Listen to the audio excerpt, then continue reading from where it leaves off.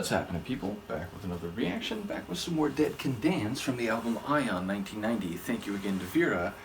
And the next track is The End of Words, which is a dramatic title.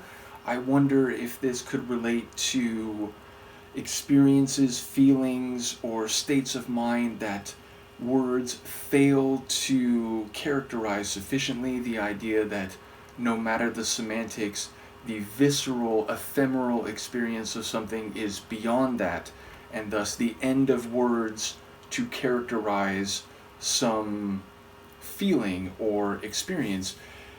If it is more targeted than that, I don't quite know what to make of it. Perhaps words no longer being allowed or spoken, silence somehow coming into it. Now, in that regard, I can't imagine the tune itself will be silent. So, yes, I wonder. It's a cryptic yet poetic title, and I don't necessarily expect an answer to the query, in the sense that I've already gotten a sense that at least some of the tunes on this album, and presumably in their larger catalog, are ethereal and may not even be in English if there are words / vocals, so I'll see what I can catch on the first listen. This is Dead Can Dance.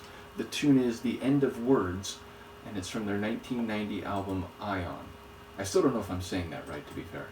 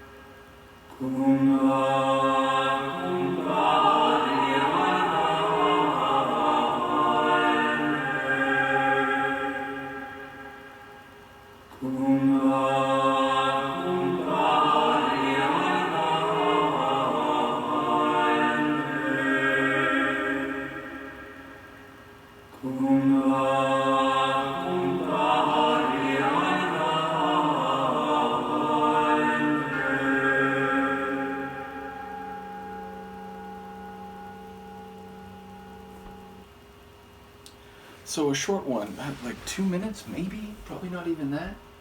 In fact, just over 2 minutes. So yes, a shorter one. And when it started, I was like, wow, this feels the most medieval or Middle Ages of anything I've yet heard on the album.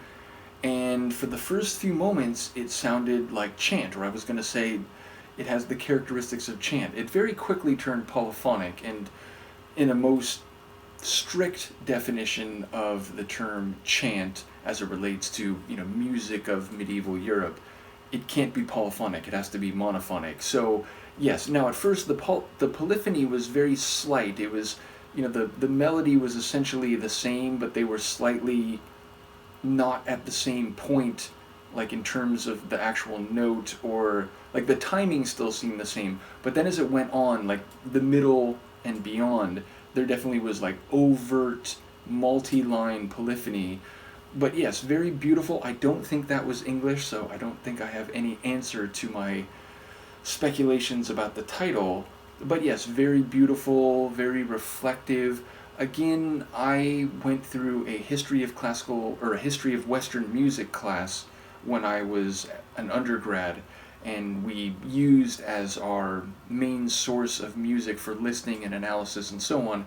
It was like the Norton Anthology of Western Music, both the book and the, I think it was like a 3 CD set, and it went from like, the very earliest music, which they made a point to say, we don't even know what this is exactly how it sounded, because like ancient Greek music notation is not like the music notation that became standardized in Europe.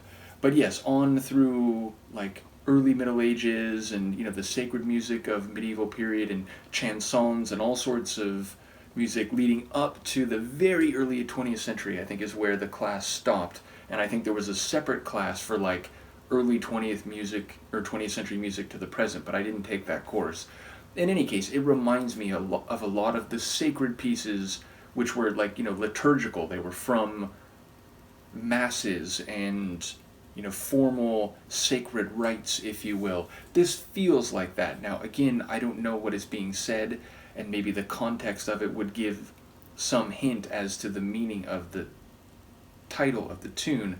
Nevertheless, it's very beautiful, it's contemplative, you feel like you could meditate to it. It's that kind of music. So yes, very beautiful. I'm loving these guys. And again, not only thank you to Vera, but I remember Mark and a couple others had talked about Dead Can Dance, going back a couple years. Fair to say, and as I've mentioned many times, I had heard Lisa Gerrard's voice sampled in some acid trance tunes plural from the 90s.